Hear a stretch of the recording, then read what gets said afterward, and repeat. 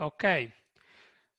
So guys, last time I didn't join the call. So if you have something that you want to take from the previous call, so some discussion that you didn't finish and you want to continue, just let me know. Let's start from the first topic. So any questions or open issues, doubts?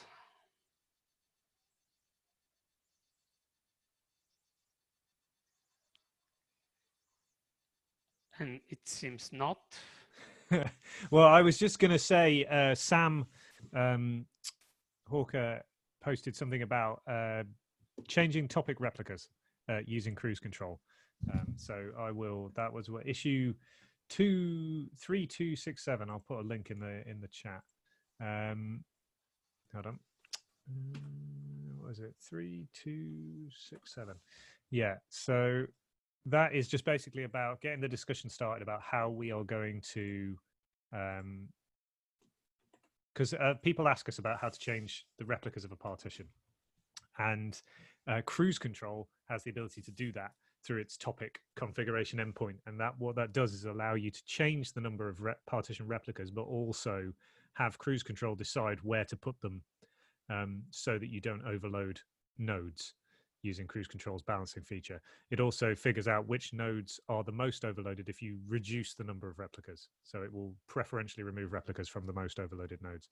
And Sam was saying, oh, can we enable this? And it opened up the whole discussion again around issue 191, which is let's let the topic operator change these things.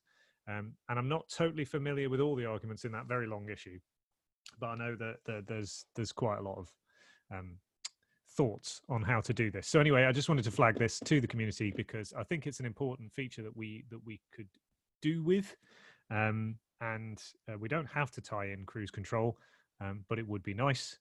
And there's lots of different things to think about. So I'll type it up a bit more in the notes. But it'd be good for people to. I know Paolo and Jakob have already weighed in on that issue, but it'd be good to get people to give their opinions on that, because I think it's a good feature that we could use.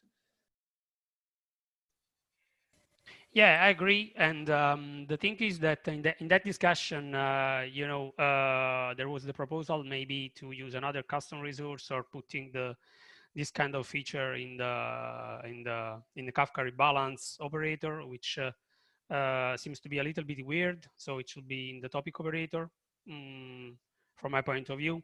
And yeah, we should somehow having the cruise control API client that you developed, Tom, to be used into the topic operator for doing that, because it should be something on the topic operator shoulders, right? Having the possibility to change the replicas. But yeah, now we have even Tom Bentley, who is the master on the topic operator. So maybe he has an opinion on that. Yeah, so oh yeah, hopefully. Yeah, I can have an opinion on that if you want me to.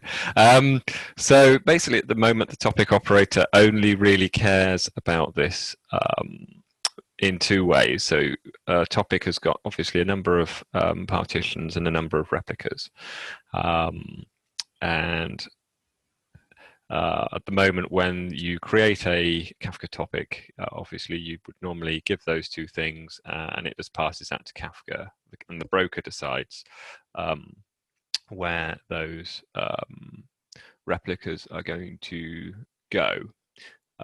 So obviously that is one place where we could potentially use cruise control to give us better placement, more sort of load aware placement when creating topics. So that's point one. And then obviously you've got point two. If you increase the number of partitions or change the replication factor, then again, that's somewhere where cruise control is a lot better than the topic operator, because it has got a much deeper understanding about what's going on in the cluster. So really it's just a sort of an architectural question about how that should work. Does the topic operator know about cruise control and just ask it to do stuff for it? And so the topic operator becomes sort of more hands-off in that respect if there's a cruise control instance up and running. is the topic operator going to somehow figure out, ask cruise control what it would do, and then the topic operator takes charge of actually doing the reassignment? My gut feeling is that would be a bad way of doing it, because if you've already got the cruise control in the picture, why wouldn't you get it to do that? We don't want to basically be spreading the same logic between two components around how to do partition reassignment. So it's basically just sort of figuring out what that interface should be, bearing in mind that maybe not everyone is using the topic operator and not everyone is using the cruise control. So, it's got to, as much as possible, it needs to try and sort of work for everyone. So that's obviously a little bit of a complicated picture, but we need to figure something out there. I'll have a look. I've not had a look at the issues recently. I know one got opened yesterday. I will try and have a look at them today, and yeah, make some slightly more specific comments on there. Yeah, I think that you made a good point about the fact that if you are going to use if we are going to use the cruise control for having this increasing replication factor feature, it means that at some point, if people are using the topic operator but they want this feature, they have to install cruise control as well. That was not a constraint right now, so you can just use the topic operator for some other stuff, creating and handling the topic, but not for the increasing the replication factor. So this is something that we should take into account, that people will be tied to use to install in their cluster cruise control as well if they want to increase the replication factor on topic. But well, it should probably work in as I think that's what Tom was saying. It should work with or without. So it may be that we have to provide some functionality where you can change the replica with the topic operator, but it'll just do something dumb in inverted commas. Well, I don't think we should necessarily leap to the conclusion that it should work with or without. I think we need to. So I think it would be a fairly legitimate point to sort of say, look, if you want to use this functionality, you've got to have cruise control in the picture. It's just at the moment, obviously, both of those are sort of optional within the Kafka resource as to whether you've got cruise control and whether you've got the topic operator. But since this is sort of new functionality we'd be offering, I think it would be fine to have that as a sort of requirement. But I think we need to make the argument that it does have to be a requirement rather than sort of simply, we couldn't be bothered to architect it properly. So yeah, okay, slightly more nuanced than that, perhaps. Yeah, of course, relying on cruise control, it means less work on our shoulders on the topic operator, right? Because it's just the interaction with cruise control that we have to add to the topic operator. Instead, having the topic operator doing it by itself means more work and more logic to add to the topic operator, which is already a little bit complicated, let me say. Yeah, what we should avoid doing is adding unnecessary complexity. And obviously we've got two components at the moment with an interest in the same sort of thing. And we just need to decide, I think we're all fairly convinced it's going to be the cruise control side, where, the complexity of reassignment should live. Yeah, it's going to be cruise control, I think.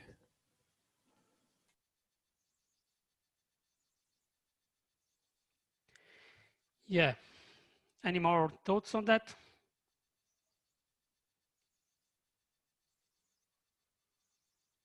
It seems not. Other questions or issues from the other that you want to raise, highlight?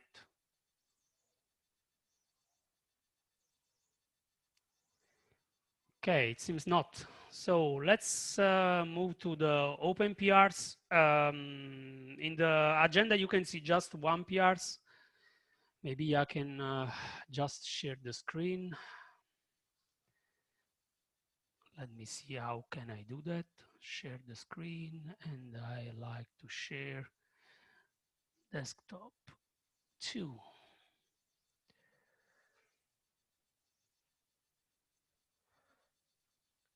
Can you see my screen, guys? Okay, Yes. so the PR that I mentioned here in the agenda is about the integration of the bridge metrics into the cluster operator. So right now we have the new bridge 0.17 release, so 0.17.0, which now expose metrics from the bridge. So the HTTP side metrics, so all the stuff related to HTTP connection from HTTP clients, HTTP requests per seconds, these kind of things, and all the kind of endpoints that are called by the HTTP client for interacting with the bridge, so sending messages, creating consumers, deleting consumers, polling messages, and so on. On the other side, the bridge is exposing even JVM related metrics, and finally some Kafka related metrics, because the bridge is internally using Kafka consumer and producer in order to bridge the messages from HTTP to the Kafka cluster. This is done in a way that the metrics are exposed using JMX from the Kafka side, and then something like that we are already using in the operator, which is using the JMX exporter as an agent for the Kafka images. It's still being used here, but as an internal component, so there is no agent, and these metrics are exposed in Prometheus. So we have all the metrics from the bridge, HTTP, Kafka, and JVM related exposed by the bridge using Prometheus. So now this PR is about, of course, integrating these metrics in cluster operator. It means having the cluster operator allowing the user to specify, as you can see here in the Kafka bridge custom resource, an enable metrics flag. So just true or false for having the bridge exposing these metrics in Prometheus. And then that's all the stuff that this simple PR does from an integration point of view. So it's just this flag, and user can specify if he wants the metrics exposed by the bridge. On the other side, there is a Grafana dashboard. So, our dashboard are not an opinionated way of exposing metrics. We are just providing some example of dashboard that maybe users can use as a starting point, as a sort of starting point for making their own dashboard if they need some more information on the metrics that we are exporting. So more or less, these are the information that I was exposed from the HTTP side, the number of connection opened, the request being processed, the number of processing requests per second. They are grouped by HTTP method. Even the rate for response code, so that you can check if there are some errors or some problems with 4xx or 5xx, and bytes sent and received by the bridge. So always related to the HTTP side, these are metrics related to the endpoints that you can hit on the bridge. So the frequencies that you have on the topics slash topic where the HTTP client is sending messages, and so on. So all the other endpoints. From a Kafka perspective, we have the number of consumers, the number of producers that should be pretty stable or low, because we are trying to reuse the same producer when sending messages where possible, and related open connections to the Kafka cluster, and then some metrics for producer and consumer. So the average number of records grouped by topic, so you can see the average rate on the records, and even bytes sent on a specific topic, and even the one which has some errors. So for the same reason, you can highlight problem in the HTTP side. Here you can see if there are any problems on the Kafka side, and more or less the same on the consumer side. So the average number of record consumed, bytes consumed, and something different is the partition assigned, so that you can see for each client ID, this is the grouping key that is used here. You can see how many partitions are assigned to the clients that are interacting with the HTTP client, because with the bridge, sorry, because in the HTTP client, a consumer connect to the bridge, it can join a group, and it's identified by client ID, which is assigned by the bridge itself or can be specified when the consumer is created. And yeah, last thing is about the Jdm related metrics. This is more or less what I had in mind. This is some screenshot that you can see here about the metrics. I did some tests. Now, for now, I had no comments, just a few from Jakob Scholz. And that was mainly about doc, because so what I did was something like describing what the Kafka bridge is exposing and how you can configure the exposure of the metrics in the Kafka bridge resource. I was following more or less, let me just open the documentation just to give you an idea.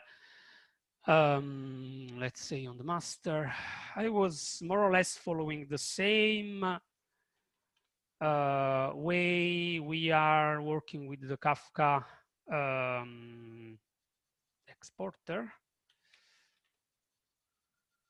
Yes, so Kafka exporter, not this one. So we should have in the metric section,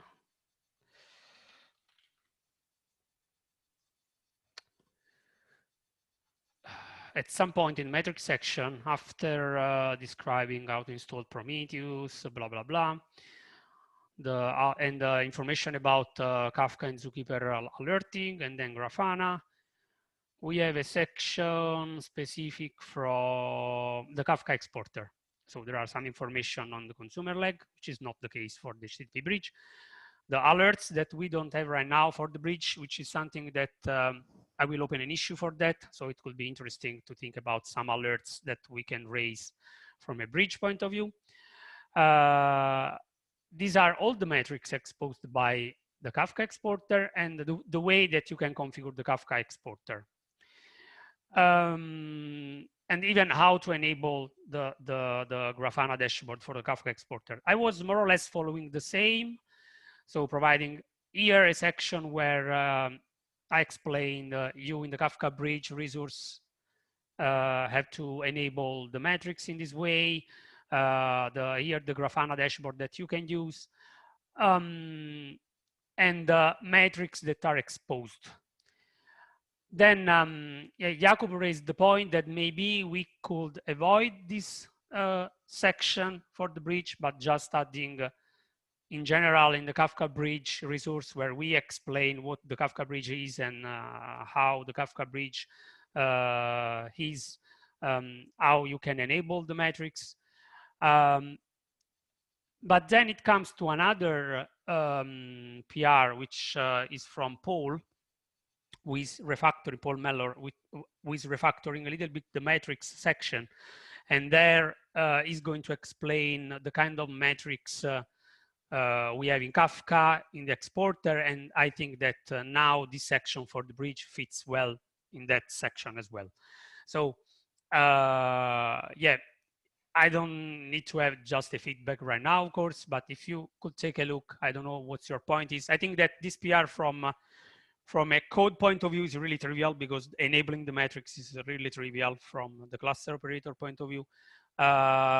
It's more think about if you are okay with this kind of metrics, you are okay where I am describing the metrics for the bridge.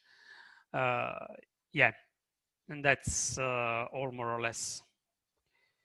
So it could be great having some feedback here.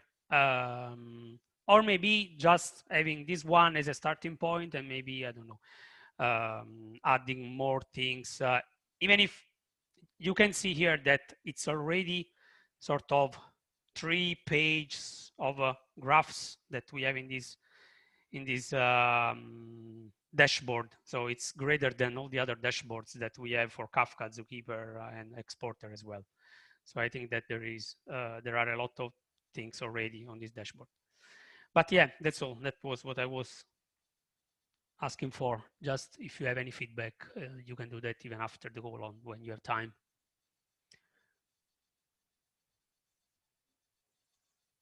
Or I don't know if you have some feedback right now. It's good work, Bello. Yeah, it A was. lot of metrics. You can never have too many metrics. Yeah, it was really interesting to play with Grafana and this Prometheus QL language in order to get the information, the right information from the metrics exposed by the bridge. So I'm going to have a dig through that because I've been thinking about cruise control metrics, because actually we've had a few requests from people about saying, oh, cruise control gives you all these interesting metrics. Can we see them? And of course, we don't have a UI at the minute. So I might be following a similar approach to try and expose all of those cruise control type things as well. So, and are the cruise control metrics are still exported using JMX? so they use Drop Wizard, which I'm not familiar with. It's a Java library. I don't know if they're over JMX, so I need to dig into it more. But it's been on my radar, so I need to have a proper think about it. There's probably some way to convert them to what we're using here, but I haven't dug into it yet. Yeah, there so was the a broker discussion. metrics in Kafka. So Drop Wizard is also known as Yammer metrics, and that's what's used in the Kafka broker. And then in Kafka, there's a metrics reporter sort of abstraction, which they then use to export those metrics via JMX. And then obviously in our images, we use the JMX to Prometheus agent in order to export them to Prometheus. So if there's a similar abstraction you can use to get at the Yammer metrics out to JMX, then you could again use the agent. Great, thanks, Tom.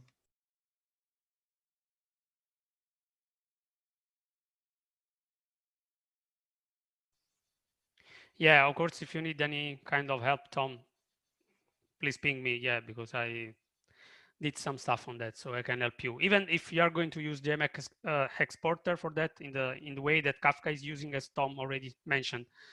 Yeah, you can have this JMX exporter configuration file where you can filter the metrics that you need. You can change the name, you can add labels, and so on. So if you need any kind of help, just ping me, and I will be happy to help you.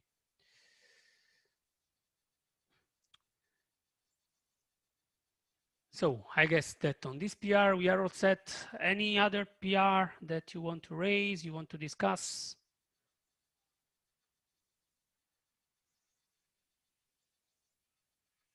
And it sounds like a no. So I guess that at this point, the last two topics can be driven by Tom Bentley, I guess, because this is the voting that we had on Twitter about what kind of installation method to use. Let me share the link in the chat. That was the result of the poll. And yeah, it seems that Elm 2 is not the way that people prefer to use. They would use Elm 3 or even more or less the YAML files. So the kubectl way to do that. And related to that, I think that Tom was going to prepare a sort of survey, right, Tom? Yeah, so we can do the Twitter thing first. So anyone not aware, was it a meeting, last community meeting, or possibly it was the one before that? I don't recall. I think it was the last one. We were talking about the support that we've got for Helm 2 and Helm 3 charts as an installation method for Strimzi, and we were deciding whether to just remove support for Helm 2 immediately or give people a little bit more time. We realized that we didn't really have a good idea about how people are installing Strimzi. So that was sort of the motivation for this Twitter poll. And I think we were quite pleased actually with getting the number of votes that we did. Obviously, it makes it a little bit more helpful if you've got more than half a dozen votes. it's a little bit more meaningful. So we can see that hardly anyone's using Helm 2. So I guess that means that we're a lot more confident about removing the support for that sooner rather than later. So that's sort of that aspect, I think, wrapped up really. I think we need to go back to, I can't remember off the top of my head if it's still an open PR or if it's just an issue, but we can go ahead and start removing support for Helm 2, I think, based on this. And that ties into sort of the wider survey, which also the last meeting we sort of brought up as an idea, in that this is just one example, the installation method, where we don't really have a great understanding about how people are using Strimzi. Most of our interaction tends to happen on the Slack channel, and people sort of tend to come there when they've got specific problems. So maybe there's aspects of Strimzi that we think a lot of people are using, and actually it's not that a lot of people are using them, it's just that a lot of people are having trouble with them. So we sort of felt that it would be a good idea to have some sort of survey so that we could better understand how people in the community are using Strimzi. And I was tasked to go away and come up with an initial sort of set of questions, basically. And I will, if I can figure out how to share this document with everyone. Last time I tried to do this, because Google's changed how you share stuff.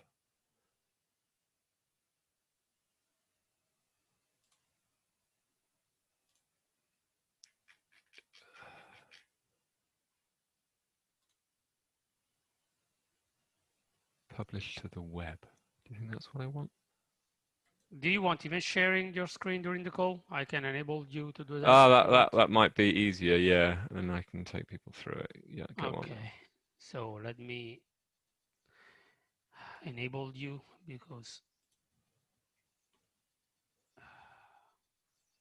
let's try now. Okay, here we go. That's the one. Share. So hopefully you can see Strimzi Survey 2020. Yes. Right. So these are the questions that I've come up with to start off with. I've already shown the maintainers and got a little bit of feedback, but this is an opportunity for anyone else who wants to add some feedback. So I've also spoken to the CNCF about this, who are going to help us do the survey. It's probably going to use SurveyMonkey rather than Google Forms, because that way we can get feedback from people in China, whereas apparently Google Forms is blocked in China. And they basically sort of said, probably no more than sort of 10 questions. So that is sort of a constraint that we're trying to stick to at the moment. So first of all, we're just trying to get an idea as to, whether these are the person filling in the survey is a potential user, whether they're just using it sort of in their local development environment on their laptop, whether they're sort of evaluating it, using it in a staging environment or whatever, or whether they have gone to production using Strimzi, and also what version. And then the next question, as you can see, is basically, okay, so what version of Kubernetes are you running it on, and which version? So that should hopefully give us a nice idea about, for example, whether we need extra documentation about how to install Strimzi on different Kubernetes environments, and knowing the distribution of versions that people are using it on can help us ensure that we aren't either trying to adopt new Kubernetes features too aggressively, or if we stand to alienate a lot of our user base by moving off old versions too soon. And then at the moment, we've got the same question about how you install Strimzi, but we've already removed Helm 2 as an option. So it might even be worth dropping that from the survey. But obviously, if this is a survey that we repeated in future years, and we didn't have this question in this year, then we wouldn't then be able to compare next year in order to understand if there's been change, or at least not in a sort of statistically meaningful way. And then we've got a like a matrix of checkboxes question to figure out which custom resources people are using, because obviously it's quite easy in Strimzy to pick and choose which things you want to use.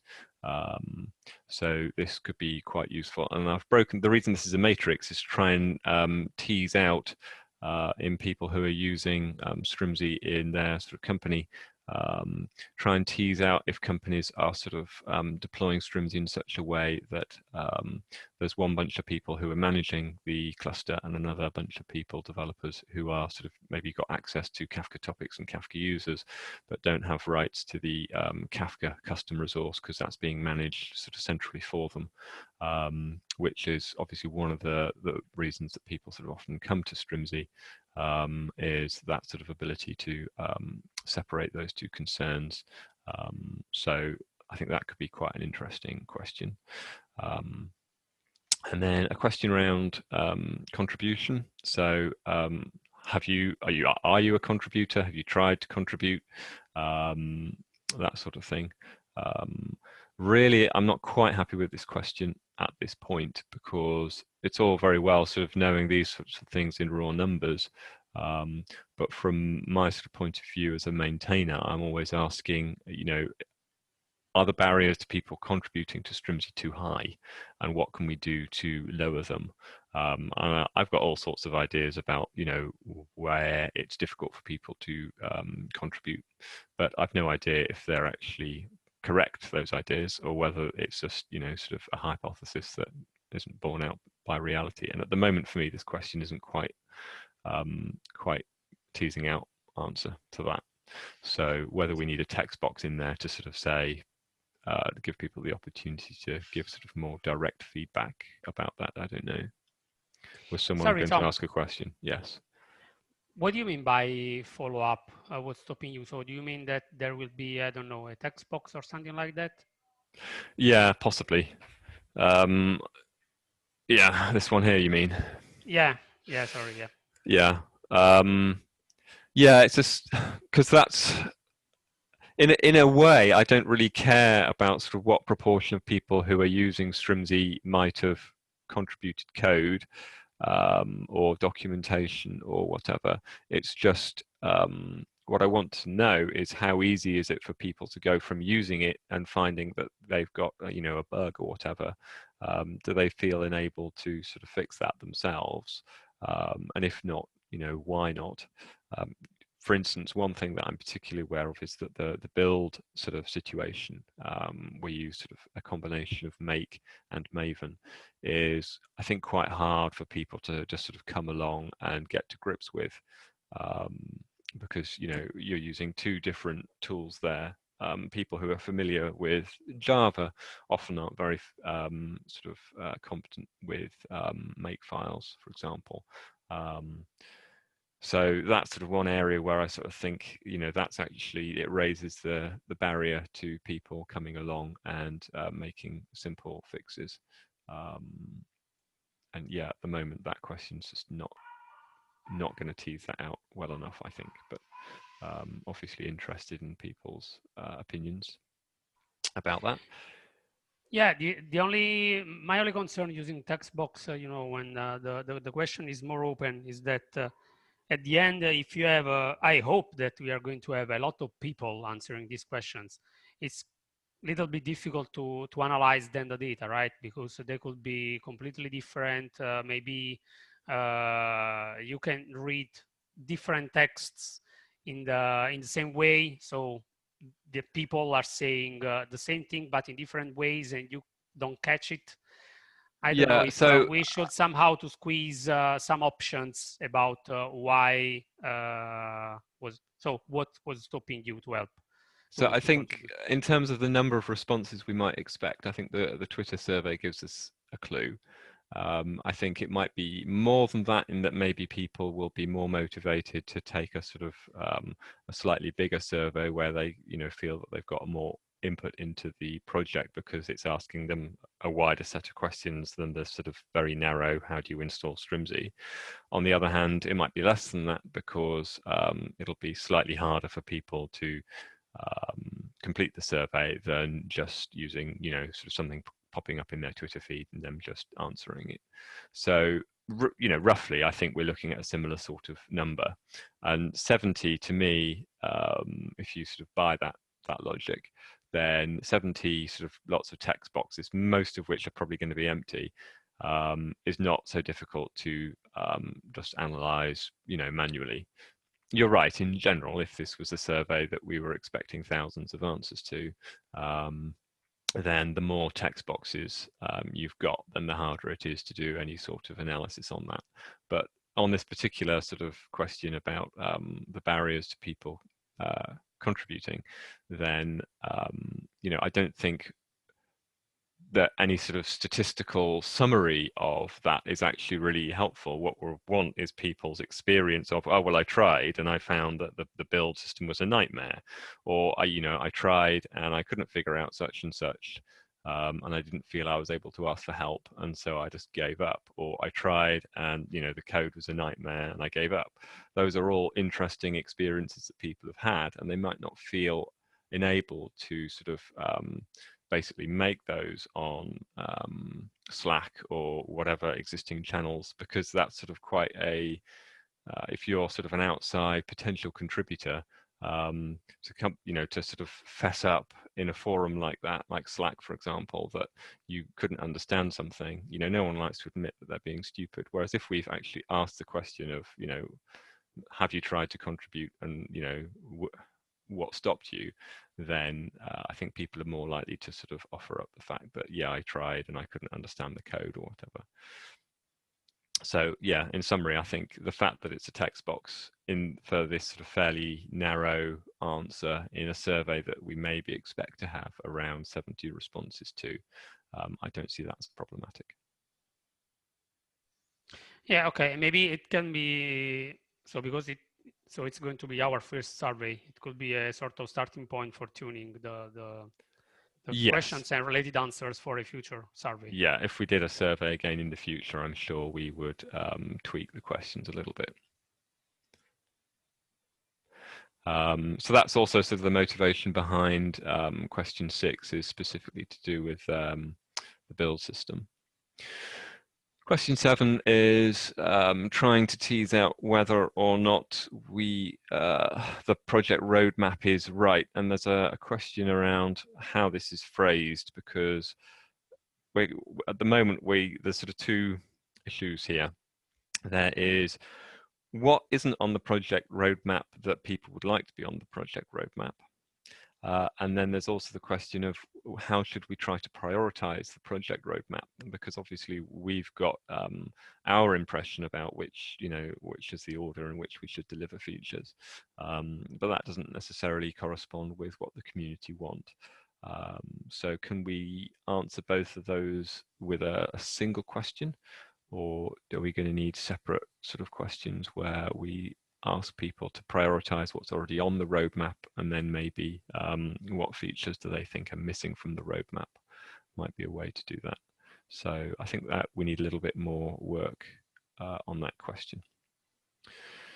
And then we've got a couple more, which is how do you and how would you like to expose your cluster? So at the moment, we've got a proposal for making this a little bit more configurable. So currently you can have a plain internal, within your Kubernetes cluster set of listeners. You can have TLS, and you've got a single external listener, which can use any of a variety of ways of exposing that listener outside your Kubernetes cluster. And we want to make this more flexible so that we can, for example, expose multiple external listeners. So it would be good to sort of understand which of these are being used most, so that will help inform prioritization of features for pertaining to particular ways of exposing listeners, for example. And the last question we've got at the moment is to do with authentication authorization. So at the moment, this is just sort of fairly narrowly, I guess, it's a little bit awkward, this, because you've got authentication and you've got authorization, and they're obviously different things, but the way these things are configured, obviously, some of them are kind of similar. So what I mean by that is we can use TLS for encryption, and we do that sort of goes back to the previous question, but we can also use it for authentication. And then we've got authorization sort of options in there as well. So with the OAuth, you can use OAuth for authentication, but then we've got some, it's not actually OAuth authorization, it's specific to Keycloak. But obviously, from a user's point of view, those are sort of kind of going to be similar technologies if they're using Keycloak for their OAuth tokens and they're using Keycloak for authorization. So yeah, I'm not quite convinced that that question's right at this point. But that is roughly where we've got to at the moment. So what I will do is I'll figure out how to share that, and I will post the link to share that more widely with people so that people can comment after the meeting, and people who aren't in the meeting can comment as well. Yeah, with all that said, does anyone think that there's any obvious questions that we're missing at this point? I have just one question about question number 8, because on question number 8, you are asking how do you and how would you like to expose your class? And then the options are all the options that we are supporting today, right? So what kind of information should bring this question to us? So in the, if you are asking people how would you like to expose, I would expect that people are able to suggest another way from the ones that we are supporting today, while now we are offering just the ones that we support today. Right, so yes, so there's 2 points to that, I think. One is the reason I phrase a question like that is because if people are currently using, I was trying to get at the sort of how important is having multiple external listeners, basically. So if that would allow them to tick, yes, I'm using node ports, for example, but I'd also like to use ingress. But you're right, at the moment it's a very closed question in that they can't suggest any other way of exposing their listeners that maybe we're not aware of there being a demand for. And also it wouldn't let people express, oh yeah, I'd like to use node ports, but I want to have multiple node ports. So maybe that needs a little bit of revision in order to help people express their needs in this area. That's a good point. Thanks, Paolo.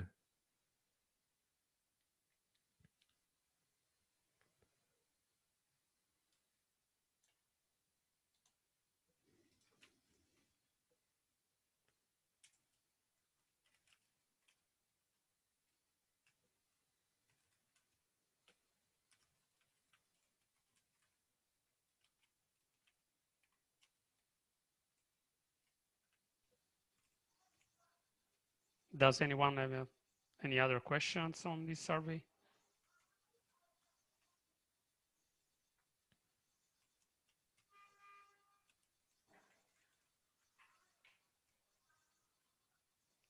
It seems not.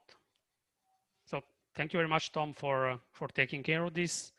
And do you have a timeline when this survey should be ready and available for the people? Well, I need to get back to CNCF with this draft. So I think if people have got comments, I would encourage them to make them, as soon as possible. So ideally, sort of by this time next week, I would have gone back to CNCF to say, look, this is our draft. Can you help sort of turn it into a SurveyMonkey survey? And the reason for that is they've got the annual sort of, I can't remember now if it's the Kubernetes survey or the bigger sort of CNCF survey in autumn. so obviously we don't really want to sort of be trying to have a survey at the same time there. So I've said, you know, we want to turn it around sort of within the month. So I think if we can get back to them within the next sort of week or so, then that gives them plenty of time to, yeah, help us. Okay, thanks. Thank you, Tom. So I just set a note on the agenda just for you, if you can figure out how to share the link, and yeah, adding the link to the meeting minutes here. And I guess that we reached the bottom of the agenda. Are there any other points that you want to discuss? Other topics, questions, doubts, problems?